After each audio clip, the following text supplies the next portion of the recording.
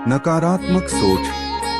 तकरीबन 26 साल नौकरी करने के बाद सुरेश बाबू इसी महीने रिटायर होने वाले थे।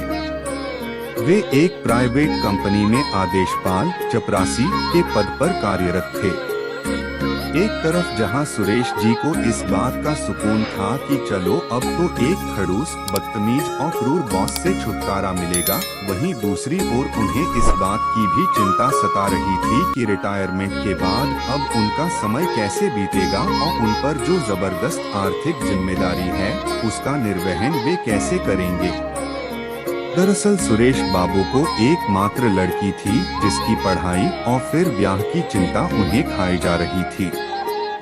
रिटायरमेंट के बाद इस महंगाई में घर के कर्ज के साथ साथ बेटी की शादी उनके लिए एक बड़ी चुनौती से कम न थी। ऊपर से उनकी बीमार पत्नी के इलाज का कर्ज अलग से मुंह बाए खड़ा था। हालांकि लगभग 60 कर्मचारियों वाले उस दफ्तर में अपने सुप्रीम बॉस सहित कुछ लोगों के बुरे बर्ताव के कारण वे मन ही मन बड़े दुखी रहते थे। फिर भी जब महीने की 1 तारीख को उनके हाथों पर उनकी तनख्वाह आ जाती थी तब उनका सारा दुख दर्द फुर्र हो जाता था। सुरेश बाबू खुद भी शारीरिक रूप से दुरुस्त न थे। उनकी याददाश्त तो कुछ कमजोर हो ही चली थी, उनका अब हाथ भी कांपने लगा था। न चाहते हुए भी कुछ न कुछ गलती अक्सर उनसे भी हो ही जाती थी। वे कभी दफ्तर की सफाई करना भूल जाते तो कभी चाय में चीनी डालना, कभी कभार तो गंदे ग्लास से ही किसी कर्मचारी को पानी पिला देते थे, जिसके लिए उन्हें कुछ न कुछ भला बुरा सुनना पड़ता था। फिर भी सब कुछ चलते जा रहा था। आखिरकार वो दिन भी आ ही गया जिस दिन सुरेश बाबू का दफ्तर में आखिरी दिन था। सुरेश जी वक्त से कुछ पहले ही दफ्तर पहुंचकर अपने नियमित कार्य में जुट गए। सब कुछ रोज की ही तरह था, बस आज दफ्तर में खामोशी कुछ ज्यादा थी। शाम में जब आखिरी बार दफ्तर से घर जाने का वक्त हुआ तो सुरेश बाबू ने टूटे मन से सोचा कि अंतिम बार खड़ूस बॉस के केबिन में जाकर उससे मिल लिया जाए, लेकिन उन्हें बताया गया कि अन्य कर्मचारियों के साथ बॉस एक जरूरी मीटिंग कर रहे हैं, फिलहाल उन्हें कुछ देर इंतजार करना होगा। 2 घंटे इंतजार के बाद भी जब मीटिंग खत्म नहीं हुई तो सुरेश बाबू मन ही मन चिढ़ गए और बॉस को कोसने लगे, साला क्या अहंकारी आदमी है, सिर्फ 1 मिनट के लिए मुझे बुलाकर मिल लेता, पकड़ू साला। अंत में मायूस होकर सुरेश बाबू ने बिना बॉस से मिले ही अपने घर लौटने का मन बना लिया। ठीक तभी किसी ने आवाज दी, साहब तुम्हें बुला रहे हैं। सुरेश बाबू झटपट अंदर दाखिल हुए, लेकिन बॉस के केबिन का नजारा कुछ बदला बदला सा था।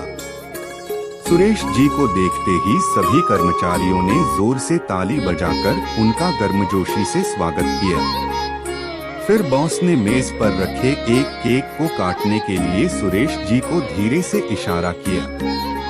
पार्टी समाप्ति के बाद अब बॉस ने बोलना शुरू किया, सुरेश, हम सब ने आज मिलकर सामूहिक रूप से ये फैसला लिया है कि तुम्हें फिलहाल नौकरी से कार्यमुक्त न किया जाए और तुम्हारी सेवाएं पहले की तरह ही बहाल रखी जाएं, क्योंकि हमें एक ईमानदार, जिम्मेदार और वफादार व्यक्ति की सख्त आवश्यकता है।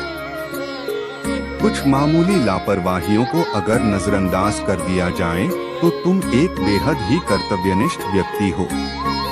तुम्हें तुम्हारी सेवाओं के बदले प्रत्येक कर्मचारी की तरफ से महीने के अंत में 500 रुपए दिए जाएंगे।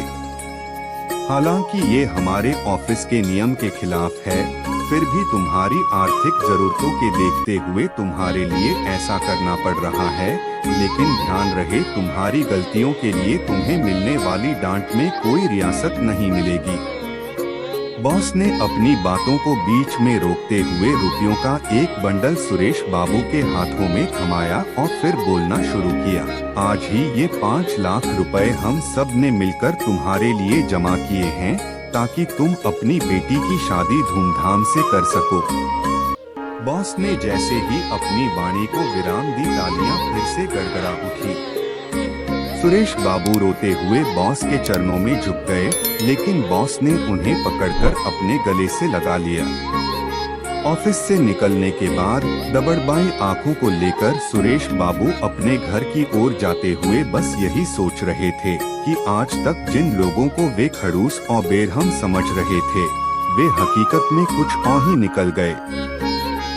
अक्सर हमारे नकारात्मक विचारों के कारण किसी भी व्यक्ति के प्रति हमारे मन में जो धारणा बन जाती है, वो हमेशा सही नहीं होती। कभी कभी लोग इतने भी बुरे नहीं होते जितने हम उन्हें मान बैठते हैं।